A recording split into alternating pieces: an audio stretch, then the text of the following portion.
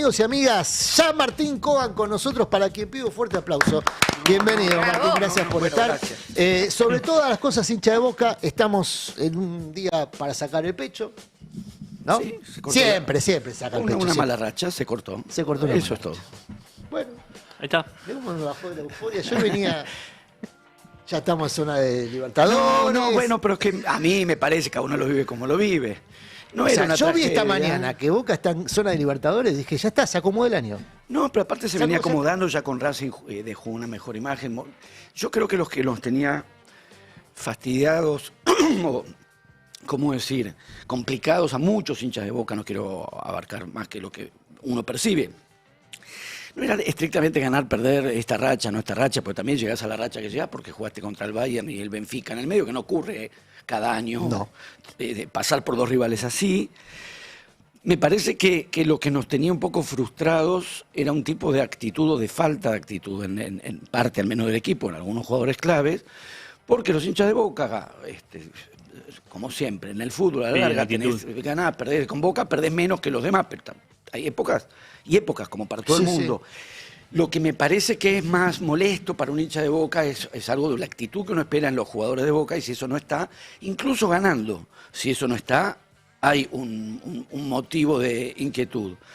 Y me parece que ese cambio de temperamento, hasta diría, se empezó a notar primero con la llegada de Russo, el partido con Benfica, después un poco se diluyó. Reaparece contra Racing, que el equipo no gana, pero tiene una actitud diferente, y ya la cosa fue diferente, ahora ganó hoy. Y me parece que el punto de quiebre de la expectativa sobre todo es ese. Diría Mirta de este programa, si lo escucharan, no lo sé, que acá politizamos todo, muy politizado, muy politizado. Y escuchado hablar de Boca y de la relación del público, que es pueblo, si una característica que tiene Boca, no digo que los demás no tengan características hinchadas populares, no, tampoco voy a caer en ese facilismo, pero bueno, una característica, si querés, que cruza al público con el equipo, es justamente esa relación de un club popular, de una hinchada popular, que hace pie en esa tradición, por lo menos en esa cultura. Así es. Y cuando te escuchaba, pensaba así, por distintas circunstancias, la relación entre el peronismo, que es el partido del campo popular,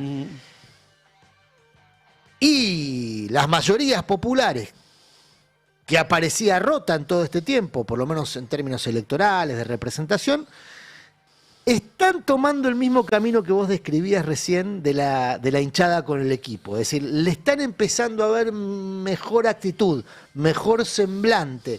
Ese reclamo de, che, plántense a Milei, hagan oposición.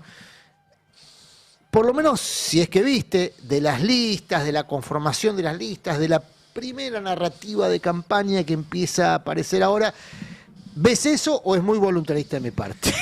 Mira, la pregunta o el planteo tiene dos partes. La segunda yo creo que sería más razonable que le preguntes a un peronista para que conteste como peronista cómo se siente o si se reconoce o no se reconoce. Además, hay tan distintas formas de ser peronista que sería una buena manera de indagar a cuál de todas esas variantes puede estar más interpelada que otras en la actual formulación, porque si no yo quedaría en la posición de hablar en nombre de interpretar pero al claro. votante peronista. Sí. Me parece que lo mejor es esa parte, preguntarle a los votantes peronistas o encontrar peronistas no es difícil, así que no te estoy poniendo en un embrollo.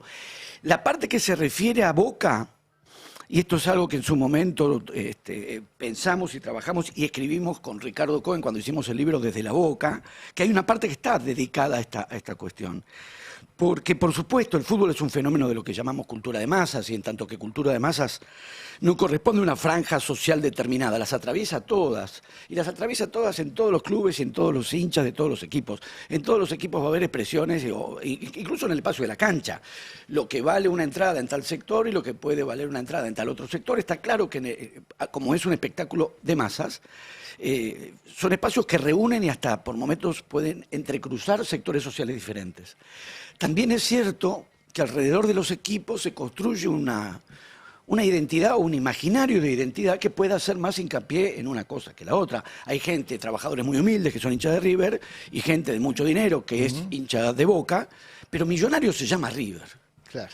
Y Bosteros nos llamamos nosotros. Entonces, sobre la comprobación empírica de la composición social del público de los distintos clubes, que suele ser diversa, porque así son los fenómenos de masas, en Boca la dimensión de lo popular, el imaginario, cuando digo imaginario no digo una falsedad, los imaginarios son reales, o sea, transcurren en la realidad y generan realidad.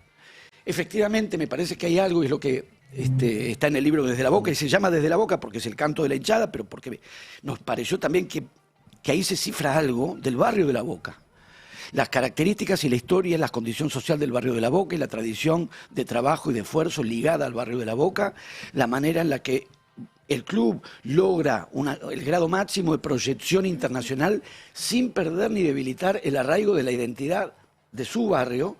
Entonces sí me parece que hay algo de lo popular en Boca, especialmente subrayado, porque además traspasa, tiene que ver con la inserción barrial, con la cancha metida en ese barrio, con no irnos de ese barrio y de esa cancha, con ciertas cualidades o cierta condición ligada a la constancia y al sacrificio en los hinchas y en el estilo de juego. En el sentido de que no es... no habría nada que destacar en el hecho de por qué ovacionamos un caño de Riquelme, no voy a mencionar aquí, pues ya lo sabemos, o Maradona, o Rojitas, los grandes jugadores exquisitos que jugaron en Boca. Sí. Pero el dato de que ovacionamos un rechazo de Pancho Sá, que podía pasar por encima de los viejos palcos, ir a parar a Del Valle y Berlucea, o una barrida de Rabina, o una barrida de Junta, es que hay una valoración del sacrificio y del esfuerzo y de lo que llamamos garra, ligado a un tipo de identidad que está en el barrio, en el club, en las tribunas y en el campo de juego en los jugadores. Y me parece que eso sí hace una identidad específica que tiene que ver con el peronismo. Claro, el esfuerzo más que el lujo, digamos, ¿no? Exactamente. El esfuerzo... Al revés que el millonario. Claro. Se regodea en el lujo porque se lo puede permitir. Pensaba en mis ídolos de Boca. La Chancha Rinaldi porque era un delantero que se tiraba a los pies. O sea, a mí me emocionaba Chancha Rinaldi, no su pegada, que tenía una pegada extraordinaria. Sí. Cuando fue River igual no lo hizo más. Claro, pero yo lo veía en Boca tirándose a los pies. Sí. Y no era común, los delanteros no se tiraban a los pies para obturar la salida del rival.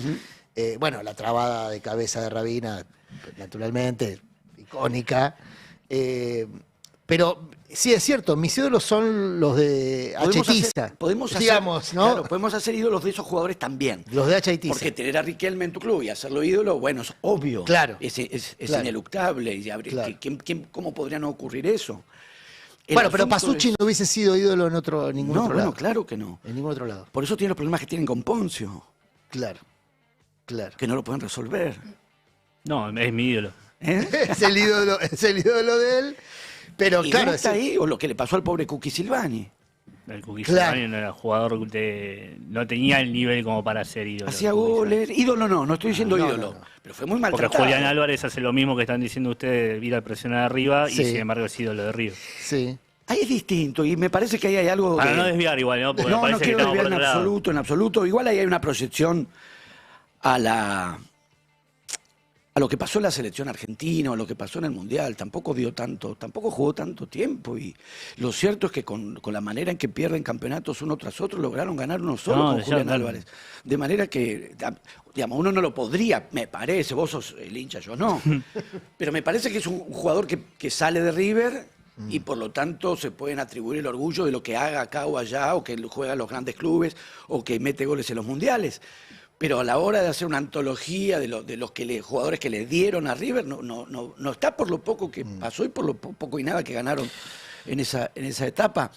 No obstante, yo haría una diferencia entre una transformación táctica en el fútbol en general, que tiene que ver, me parece, yo no soy periodista deportivo, soy nada más alguien que ve fútbol, pero me parece que se intensificó mucho la idea en el Barcelona de Guardiola, la idea de que los delanteros metan presión en la salida del rival, por cómo cambió el juego, por cómo cambió la manera de salir de atrás, el cambio de la manera de salir de atrás, que a mí mucho no me gusta, pero me parece que va unido a subrayar o trabajar especialmente la función de los delanteros y los volantes ofensivos corriendo y apretando la salida del rival. A mí una de las cosas que más me gustan en el juego de Messi es cómo marca. es muy bueno pellizcándole la pelota al que está saliendo, es muy bueno haciendo eso. Claramente porque las condiciones ya las tiene, obviamente, pero en eso me parece que hay claramente, entiendo yo, una formación de enseñarle a hacer eso, no solamente correr y tapar. Sabe marcar, a mí me gusta mucho la marcación en el fútbol, técnicamente. Es muy bueno marcando, tiene muy buen timing y quita muchas pelotas en la salida del rival. Lo de Julián Álvarez lo ligo más a esa tendencia de época, buena para mí, que lo que sería exactamente, vos mencionabas, Palermo también se tiró de cabeza, sí, a trabar, no una palomita para rechazar, a trabar. Entonces es algo más que el sacrificio del delantero que corre y tapa la salida. Me parece que es algo que desde otra sensibilidad se percibe como rústico. Claro. A los hinchas de Boca nos encanta. Claro, exactamente. Estamos hablando con Martín Coan, no te presenté, asumo que para la gran mayoría de quienes están escuchando no es necesaria la presentación, pero para hacer para formalizar el momento, Martín Coan, escritor, ensayista, hincha de Boca, ¿qué otra cosa te describe?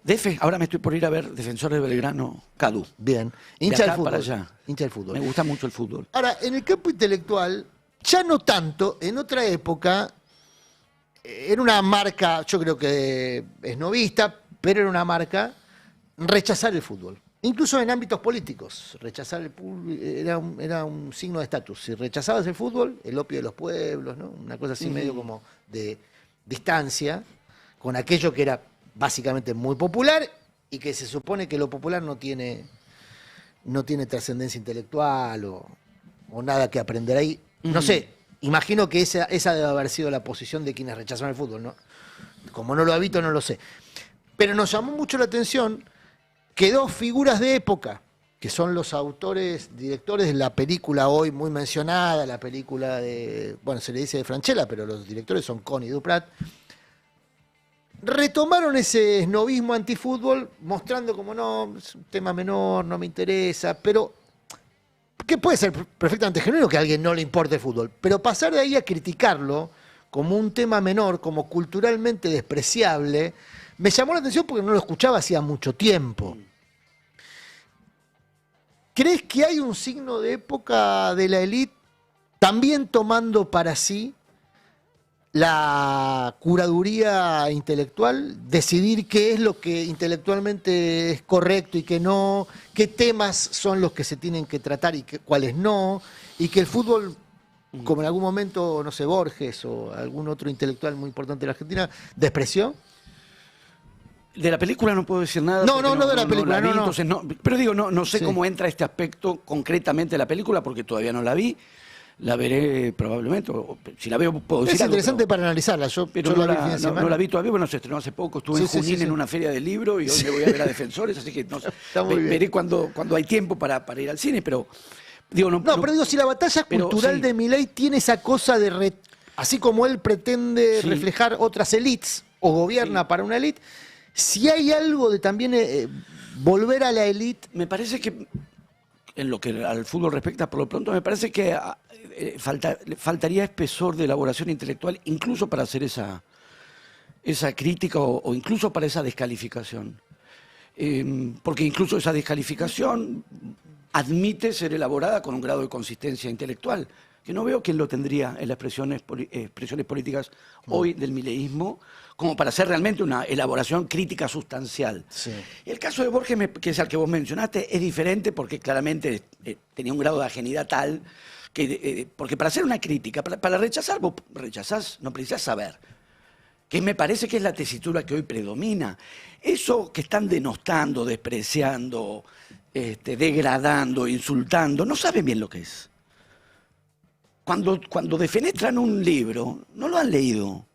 No lo precisan, para la lógica que tienen, que es defenestrar, no hacer un abordaje crítico que uno después puede compartir o no. Toman un actor, o cierto tipo de cine, al que desmerecen, con un gesto de ignorancia para mí alarmante, considerando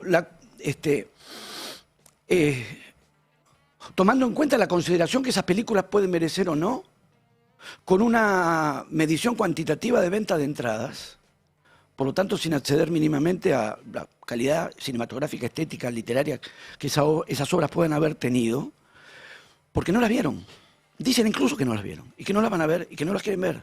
Hacen un conteo de entradas y sacan conclusiones. Eso es una actitud de rechazo que no requiere conocimiento, porque si vos querés hacer un cuestionamiento de un pensamiento crítico, elaborar por qué esas películas, por qué las objetás, o por qué considerás que merecen o no merecen tal respaldo, tal tipo de respaldo, las tenés que ver, y no las ven. Sería como, si uno siguiese esa misma línea, hay que decir que en el año 1944, de la década de los 40, Ficciones de Borges es un texto muy flojo literariamente, porque no vendió mucho. Entonces, o suscribimos esta barrabasada que acabo de decir, y no la suscribiríamos, o revisamos el criterio de suponer que si un libro es bueno vende mucho, y si no vendió mucho es que es malo, claro. Porque Ficciones y el Aleph, cuando aparecieron en los años 40, no fueron los libros que marcaron récords de venta, ni figuraron en la lista de bestsellers, suponiendo que si es que las había. O sea, con el criterio de medición de rendimiento comercial, Borges, por nombrar un caso, habría sido rechazado, desmerecido. Entonces, insisto, para defenestrar no precisas ver cuál es tu objeto, en qué consiste. Entonces, lo mismo con el fútbol. El caso de Borges es distinto porque era un gesto exterior, finalmente. Incluso repetía la fórmula reductiva de 22 personas que corren atrás de la pelota, que es algo que incluso quienes hayan visto muy poco fútbol advertirán que no ocurre jamás eso. Pero en ningún partido del mundo, de la historia, los 22 jugadores corrieron atrás de pelota. Digo, para dejar de lado Borges, pero... Sí. Cuando Sebrelli escribió sobre fútbol, yo no comparto su visión, pero tiene un grado de elaboración muy sólido. Yo creo que estaba equivocado. Bueno, pero tiene un grado de elaboración muy sólido porque era un tremendo intelectual, Juan José Sebrelli. Pero era uno de los intelectuales que consideraba que determinadas actividades del pensamiento la podía hacer solo una élite, que debía formarse, debía tener determinado nivel de formación.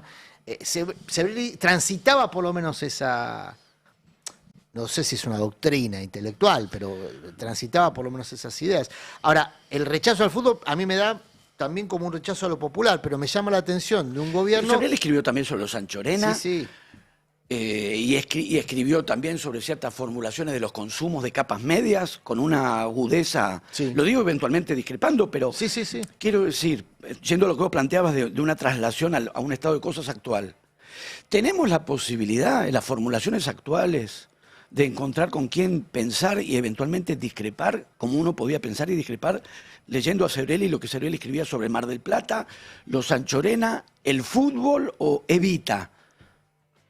Yo no encuentro eso. Hay una defenestración ramplona, brutal, como soltás a alguien por la calle. ¿Qué sabés de ese alguien? Nada. ¿Qué precisás saber de ese alguien? Muy poco, que te cayó mal, que se te atravesó, que tenés ganas de insultarlo, que te parece que es esto o aquello y como tenés ganas de agredir esto o aquello, se te ocurre que es esto o aquello y agredís. No hay discusión ahí posible. Yo no la encuentro en el sentido de decir cuáles son exactamente las ideas. Por lo pronto, no, la discusión es muy corta. Estas películas no las vi, pero son malas, porque vendieron 400 entradas. Bueno, y hago lo que ensayé recién. Si vamos a trasladar ese criterio a la música, a la literatura, nos vamos a encontrar despreciando y rechazando expresiones artísticas de un inmenso valor ya consabido y ya reconocido. Marta Argerich tampoco llena River. Y no hace falta que lo llene, porque además no se va a escuchar bien lo que ella toca y cómo toca. No va a funcionar ahí, no requiere ni amplificación, ni funciona con un estadio realmente lleno. Abierto. Demasiado abierto. Muy bien, mira, lo dijiste. Acá, listo. Demasiado abierto, el sonido se pierde. Quiero decir, aplicar un criterio cuantitativo de rendimiento comercial inmediato, además. Sí. Inmediato. Dejar de lado el desafío de, supongamos que hay tal o cual película o tal cual artista que no es seguido masivamente, o ni siquiera por muchos.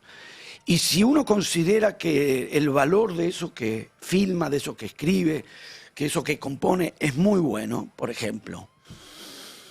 Bueno, dimos el ejemplo de Borges, si venimos hacia acá. La literatura de Juan José Saer, que a mí me parece, no solo a mí, prodigiosa, y con un grado de reconocimiento altísimo, no tiene hoy por hoy las condiciones para ser un bestseller, ni uno pretende exactamente que lo sea.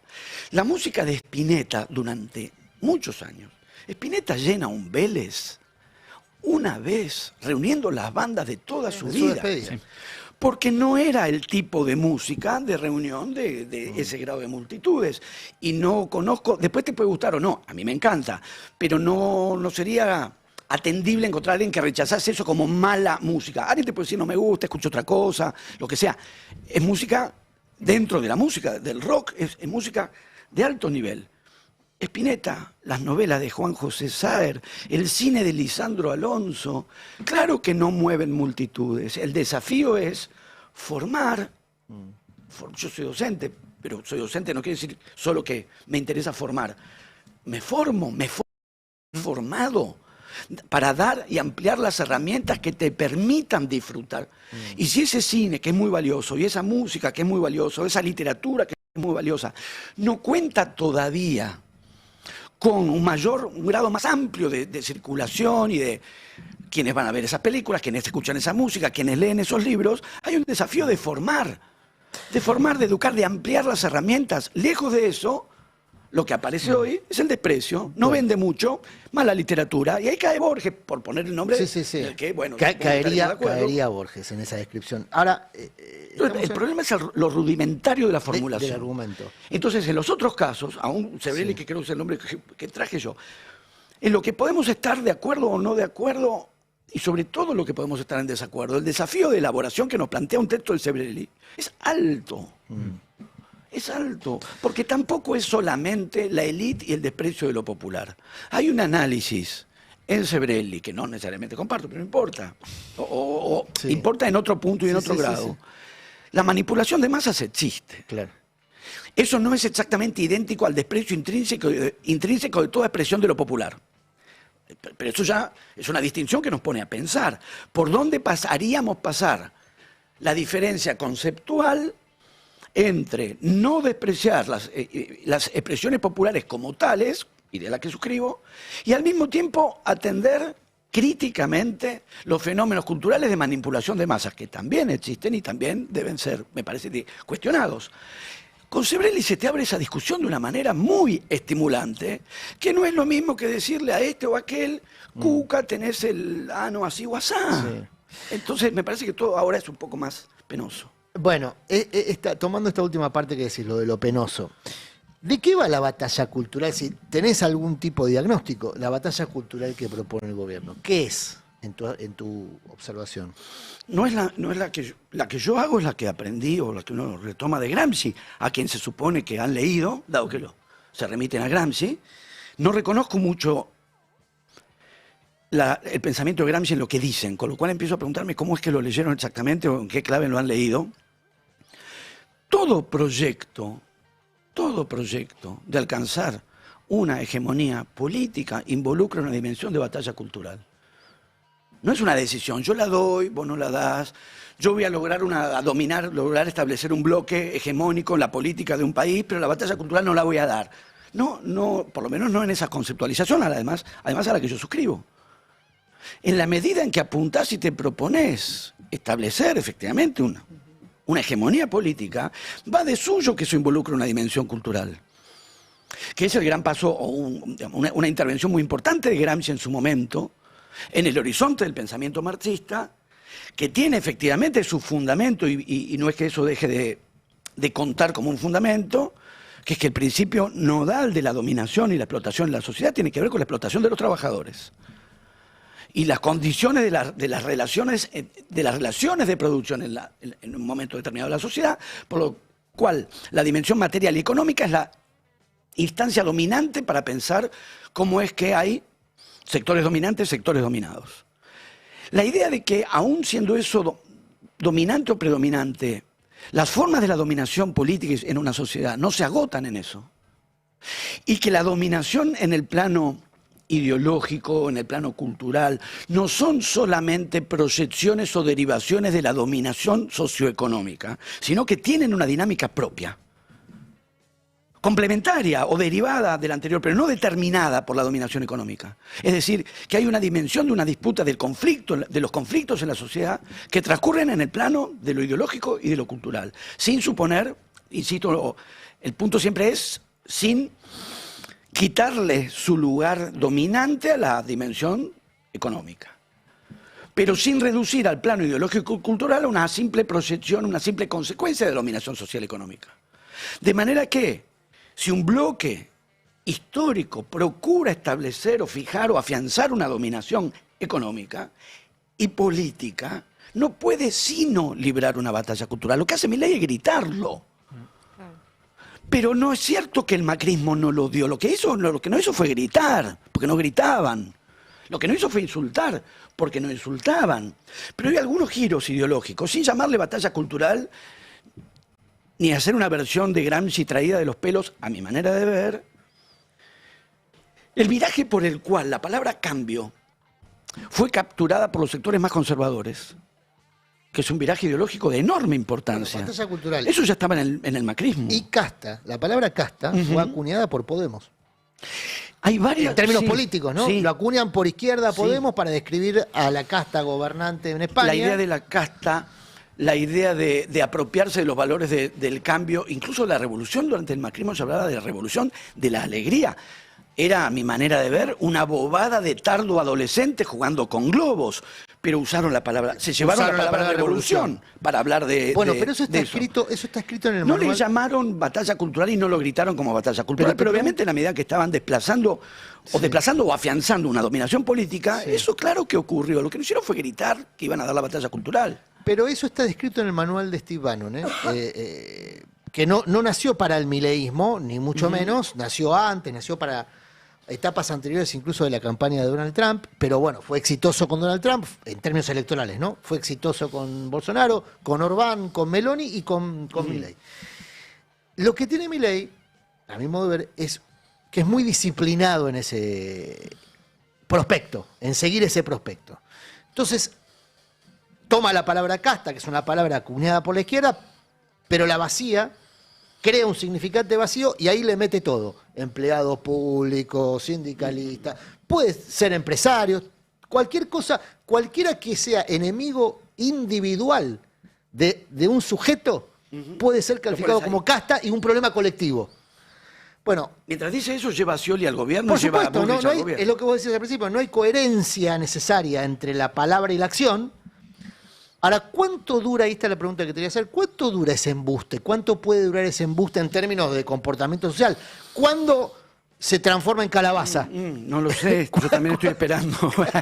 Porque es un embuste, pero es un embuste que ha resultado exitoso por un tiempo. Y hay que preguntarse por qué. En algunos casos, por la mentira a veces tiene unas patas larguísimas. Podría jugar al básquet en la NBA con las patas larguísimas que tiene. Sí. Primera formulación que habría que desterrar, no tiene patas cortas. Digamos. Y algunas se ve que no, me parece que no sé si anabólicos, qué es lo que han tomado, pero tiene unas patas que te pegan 3 zancadas y duran 4 años. La de la casta cayó muy rápidamente, uno supondría que quedó en evidencia muy rápidamente. O la consigna, ¿cómo era? No hay un país nuevo con lo mismo de siempre. Terminan de decir eso y aparece Sturzenegger, que ya estuvo varias veces, Caputo, que acababa de estar. El outsider, digamos. El outsider es él y la hermana. Sí, pero bueno, claro. Entonces, ¿qué se juega entre...? Quiero agregar una cosa y retomo lo que preguntaste, porque me parece que viene a cuento de lo que hablábamos antes. La manera en que se vació también ideológicamente, y entraría perfectamente en los términos de lo que se dan a llamar batalla cultural, el modo en que se vació la idea de comunidad y la idea de intereses comunes, y la idea de, por lo tanto, políticas de y para la comunidad con intereses comunes. Y la idea de que para esas políticas de la comunidad y con intereses comunes existen los fondos públicos para llevar a cabo, por ejemplo, políticas culturales. Se presume, o partimos de la base, en una sociedad hay expresiones culturales y que haya expresiones artísticas y culturales forma parte de los intereses de la comunidad, si no quiere asumirse como una comunidad completamente embrutecida y entregada exclusivamente a la música de mercado, al cine de mercado, a la literatura de mercado, o sea, bestseller, y quedaría fuera, bueno, algunos de los artistas que hemos nombrado y muchísimos más, de los más valiosos. No estoy despreciando lo otro, estoy diciendo... Sí. el interés en una sociedad de que haya ciertas expresiones culturales de la literatura argentina, del cine argentino, de la música argentina, y que eso merece ser promovido como parte de una política cultural, por lo cual una parte de los fondos públicos se destinan a promover una política cultural en el interés de la comunidad. Traspasar eso y esas palabras de lo común, de la comunidad, de lo público, traspasarlas al ámbito de lo privado, es una operación ideológica que consolidó el macrismo. ¿Por qué yo le tengo que pagar a? Y ahí viene tal director de cine, tal escritor, tal... Bueno, pero se lo dijo un funcionario a un chico con autismo. ¿Por qué yo pago más caro? Exacto. O sea, traspolando en la misma lógica, con más crueldad. Se supone que, yo no dejo de sostener, que en una sociedad que pretende tener una base de dignidad, pero la dignidad no toca solamente al que requiere esta asistencia, la dignidad está en quien presta o considera necesaria esa asistencia o no. Que a los que tienen algún tipo de discapacidad se les preste asistencia, hace a la dignidad de una sociedad. Que no se los deje librados a su suerte, desatendidos con la despreocupación de cuando no te importan, cuando eso no te importa, formar parte de una sociedad donde si alguien tiene una dificultad de esa índole, no caiga en la condición indigna del que queda librado a su suerte con las dificultades que tiene, hace a la dignidad social que nos proponemos todos. Quiero decir, es parte de un interés social asistir al que tiene esa clase de dificultades. ¿Y por qué pareciera haber convertirlo, traspasarlo al lenguaje? Sí. ¿Por qué yo te tengo que pagar a vos? Claro. No sos vos el que le paga al otro. Sí. Se privatizó en el lenguaje. Yo sé de lenguaje nada más, pero con el lenguaje se expresa todo, o casi todo. Se privatizó la cuestión, o sea, se traspasó esa clase de cuestiones del ámbito de lo público al ámbito de lo privado, con todo lo que eso supone desde el punto de vista ideológico. Sí. Pensar en clave privada y personal, algo que es del orden comunitario y público. Ese giro se produjo con el macrismo. ¿Y por qué pareciera haber... No es que antes no estuviera. ¿Y por qué pareciera haber un umbral alto de tolerancia social a la indignidad? Lo que parece estar ocurriendo y haber ocurrido, según los analistas expresan y uno lee y piensa, tiene que haber habido, y todo indica que hubo, un grado y un nivel de acumulación de rencor en la sociedad muy grande. ¿Rencor y frustración o solo rencor? Todo, me parece. Y después gente de mierda, ¿no? Que hay. Pero eso hay. Que es constitutivo, digamos. Ya había, sí, porque bueno. Pero hay gente de mierda, porque hay gente de mierda. Y hay cosas de mierda que uno tiene, ¿eh? Para no decir, yo soy bueno, todos mis sentimientos son muy buenos, y me indigno con los que tienen malos sentimientos. Uno tiene también sus zonas enredadas, pero vamos tratando de aprender a maniobrar con eso, por lo pronto admitir que es una zona de la que uno, en principio, no se ufanaría. Sí, no es la parte que uno despliega, es la parte que uno dice, ¿qué me pasa con esto? Claro. La parte, para no decir, acá estoy yo que soy el bien, mis sentimientos son todos buenos, me nacen solamente iniciativas filantrópicas, no. Pero me parece que hay algo que llamamos educación, que es la manera en que cada uno de nosotros aprendió a lidiar con esas partes que uno tiene que son medio de mierda. Si vos liberás eso, no solo la gente de mierda que hay, la parte de mierda que cada uno tiene, que uno asume con pudor. ¿Qué pasa si la barrera del pudor cae? Si ya no es un papelón burlarte de un chico con autismo, y pues lo hace el jefe de Estado. Y el pudor también significa... No sé, nunca tuvieron una mala reacción, sí. Un exabrupto, sí. ¿Qué te da? Vergüenza. Cuando se te pasa, vergüenza. Le pedí disculpas, mirá, perdóname, ¿cómo te voy a hablar así? Qué animal. ¿Qué pasa si eso no funciona más? Y es lo que está pasando. Y me parece que en parte pasa eso. Y en parte sí se acumuló mucho rencor y mucha frustración. Y hay una parte que se está satisfaciendo la descarga de ese rencor y de esa frustración, que por algo se acumuló a lo largo del tiempo y fue evidentemente desatendida y descuidada, y fue a parar a donde uno hubiese preferido que no fuera a parar, pero por algo se produjo eso. Barneys, el sobrino de Freud, que hizo un libro extraordinario en el 28 sobre la propaganda y la manipulación de masas, dice que, parafraseando a su tío, inevitablemente para que la propaganda tenga éxito, tiene que trabajar sobre los límites inhibitorios, tiene que correr los límites inhibitorios, tiene que hacerle creer a la sociedad que que esos límites, por ejemplo, al hiperconsumo, al consumo innecesario, que no siempre tiene que ver con lo económico, muchas veces era, al pedo estar comprando algo que no necesito. Bueno, la propaganda tiene como primera misión correrlo, generar el hábito del consumo. Y lo que hace Barneys en el 28 es explicar la sociedad de consumo que vino mucho tiempo después. Sí, o ya estaba en germen, porque ya estaba en germen. Bueno, un poco en ese sentido estábamos planteando y pensando una distinción entre el menosprecio intrínseco de las expresiones de la cultura popular, de una atención necesaria para ciertas formas de manipulación de masas, de las que uno forma parte, porque esa sería también la marcación respecto a un cierto imaginario, como se ha objetado también el problema de toda teoría de la falsa conciencia. Sí. Pienso otra vez en Sebrelli, porque lo que vos estás señalando, Sebrelli lo pensaba muy bien, ¿eh? Muchas veces, para mí, pero muchas veces sí, porque tenía una gran formación. Sí.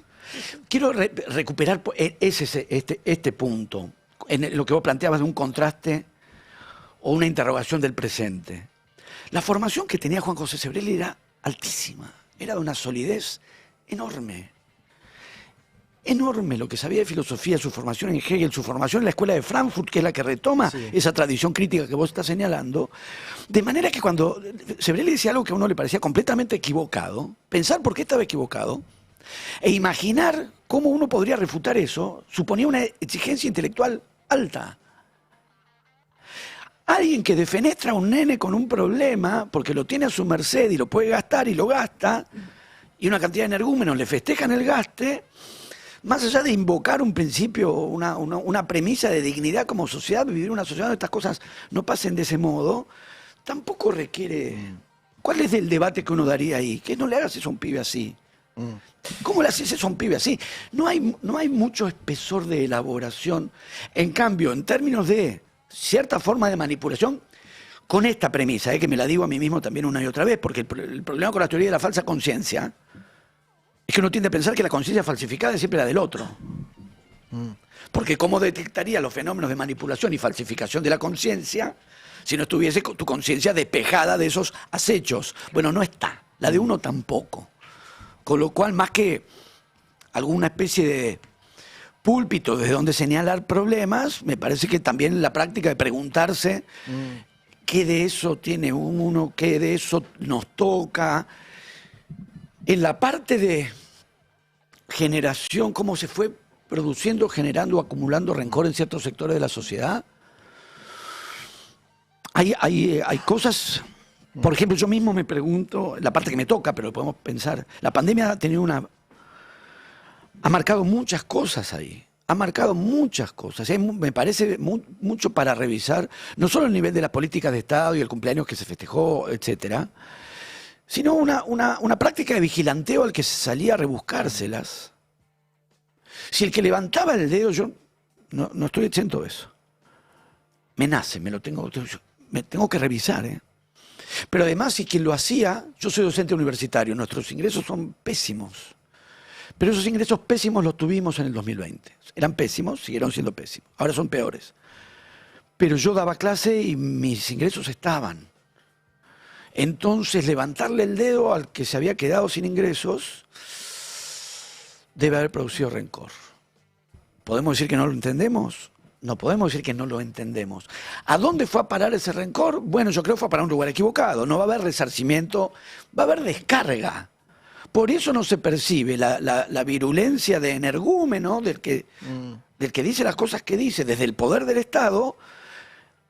En principio, en un cierto tramo, produce una adhesión que cuando alguien se la agarra con alguien a quien vos le agarraste, tuviste bronca. Capaz que vos no harías eso. Pero hay otro que va y lo defenestra y bueno, vos le habías agarrado bronca y bueno, un poco te viene bien. ¿Cuándo cuándo la carroza? Me parece que ahí, recuperando la premisa del marxismo de la determinación en última instancia, hay muchísimos factores de distintos planos, pero el elemento económico me parece que es el que marca cómo fue que llegamos a esto. Sí, bueno. No subestimar el desgaste cotidiano de vivir en inflación. Sin duda. No bueno, subestimar. Lo acabamos de decir y ver en relación a Bolivia. Bolivia, 2 dígitos de inflación, las 2 opciones electorales son de derecha a ultraderecha. Y desestimar eso, pensar que paliando eso, haciendo que los salarios acompañen, evidentemente no es suficiente, porque además de los problemas concretos de la condición social, económica, objetiva, además marcó eso primero. Es muy desgastante vivir así. Todos los focus marcan el agotamiento. Es muy desgastante. El agotamiento de la actual economía que provoca agotamiento. Bueno, porque claramente los que saben dicen, la solución no era esta. No era esta. No es esta, que trae otros padecimientos, otros desgastes, otra zozobra. Es difícil calibrar los tiempos de una ilusión y una desilusión. Revisemos cada uno de nosotros, no ya en el plano político. No, las tirás todo lo que podés. Yo todavía no sé. Tirás la ilusión todo lo que Yo podés. todavía no sé con Cavani qué le pasa a mi ilusión y a mi desilusión. ¿Qué puedo decir de una sociedad y de un proyecto político? Lo que duran las ilusiones y las desilusiones. Ahora, que las ilusiones de quienes se ilusionaron se están desencontrando cada vez más día a día con el paraíso que les habían prometido, me parece que eso ya se puede comprobar. Martín, nos quedaríamos charlando todo el día, ¿no? Pero viene maldita No puedo, suerte tengo que ir a la cancha. y tenés que ir a enajenarme. Está muy bien. Con Carlos Mayor. Está muy bien, está muy bien. Gracias. Martín Cobán con nosotros, amigos y amigas.